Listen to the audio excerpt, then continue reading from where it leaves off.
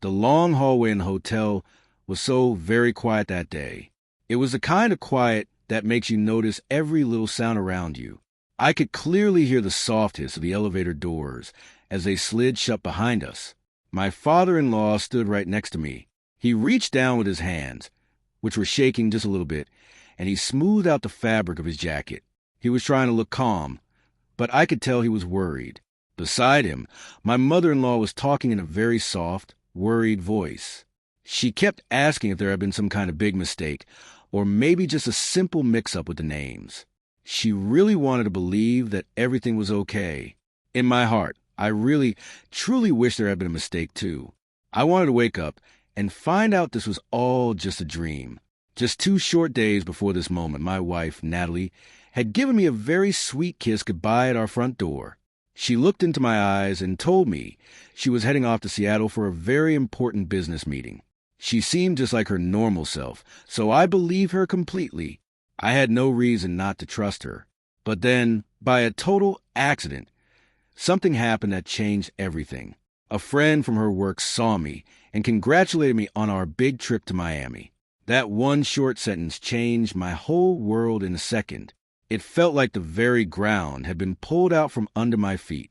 Everything I thought I knew about my wife and our life together started to fall apart. I did not pick up the phone to call Natalie and argue. I did not want to yell at her over the phone or tell her she was lying. Instead, I did something different.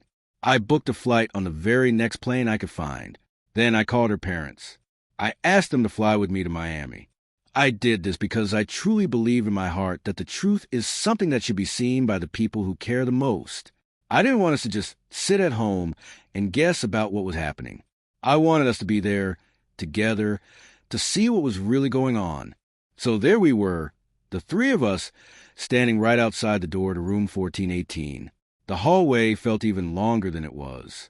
I took a very deep, slow breath to try and steady my heart. I raised my hand and knocked on the door. I knocked 3 times, not too loud, but loud enough for someone to hear. We waited. Then we heard the sound of footsteps coming from the other side of the door. After a moment, we heard the slow click of the lock turning. The door opened just a few inches, and that is when I saw Natalie's face. As soon as she saw us, she froze. It was like she turned into a statue. The happy, relaxed smile she had been wearing vanished the very second her eyes met mine. She looked at her parents and then back at me. She whispered the words, "Mom, Dad," and she reached out to hold on to the edge of the door. She held on to it so tightly that her knuckles turned white. It looked like she might fall over as she let go of that door. Her parents were just as confused as I was. My mother-in-law was the first person to find her voice and speak. She stepped forward and asked in a very gentle, kind voice, "Sweetheart, I thought you said you were working in Seattle?" Natalie did not answer her mother right away. Instead, she looked over her shoulder, looking back into the hotel room. It was a very tiny move that only lasted for a second, but was enough to tell me everything I needed to know. She was not in that room alone. She tried to step out into the hallway, trying to pull the door shut behind her so we couldn't see inside. She told us very quickly that it wasn't a good time to talk and that she was in the middle of a meeting with a client. But before any of us could say another word, a man's voice called out from deep inside the room. He asked, "Natalie, who is at the door?" The hallway went completely silent again. It seemed like even Natalie stopped breathing for a moment. She closed her eyes for a tiny bit of time, as if she were gathering her strength. Then she finally opened the door all the way and stepped back to let us come in. I walked into the room, expecting to see something bad. But the man inside was not what I expected at all. He wasn't hiding or acting strange. He was actually standing right next to a very large table in the middle of the room. That table was covered with big, colorful folders for presentations. There were samples of products lined up in rows and several laptop computers that were all open and running. There were 4 other people there, too, 2 women and 2 men. They were all dressed in nice clothes and were wearing badges with the company name on them. They looked at us with very confused faces, wondering who we were.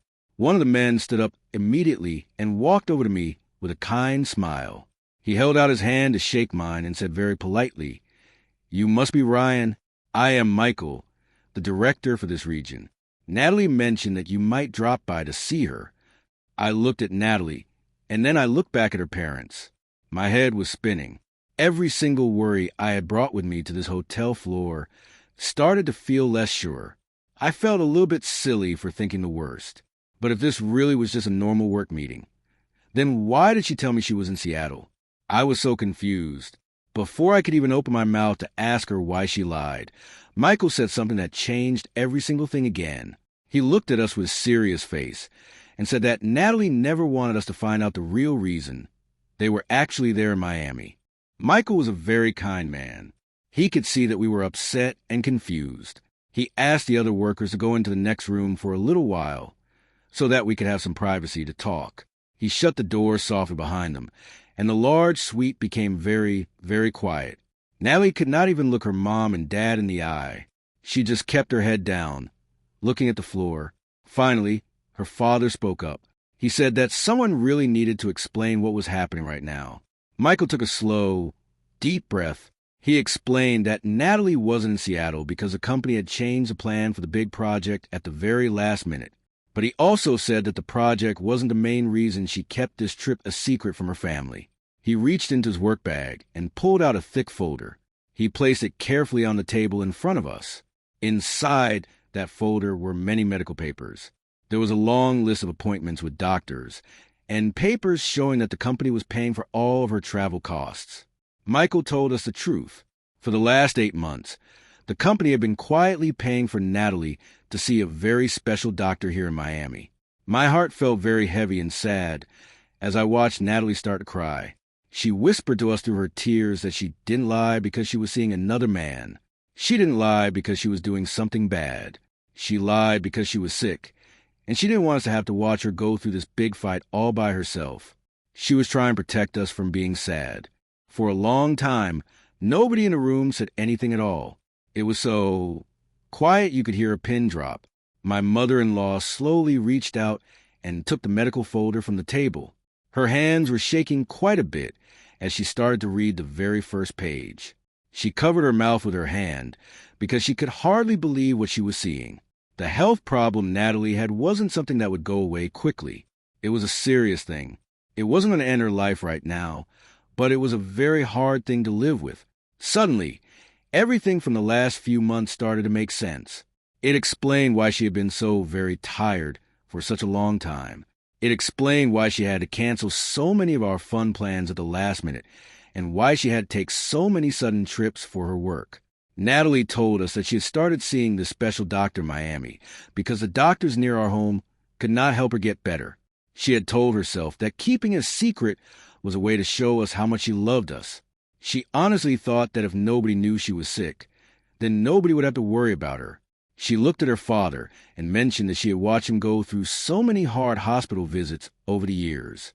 She said she just couldn't bear to make her family go through all that pain and worry all over again.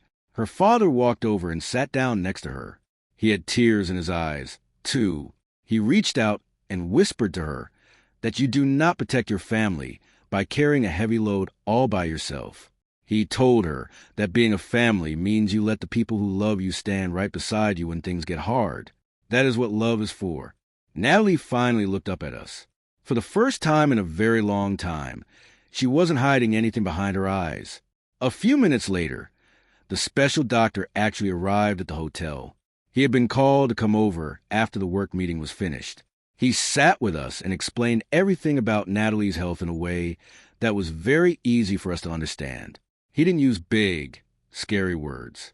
He made us feel much better. He talked about a new plan for her treatment.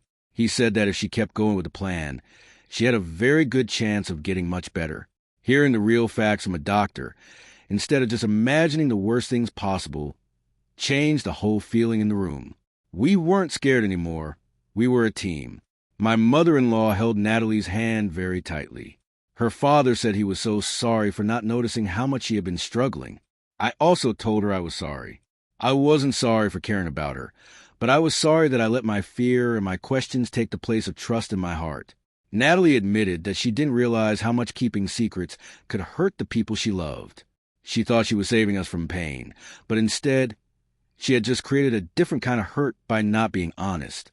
We knew we couldn't change what happened over the last 8 months. We couldn't go back in time. But we decided right then and there to face the future together as a family. The very next morning, the four of us sat down together for a big breakfast. For the first time in a very long time, there were no made-up stories about work or cities. There was only honest, real talk.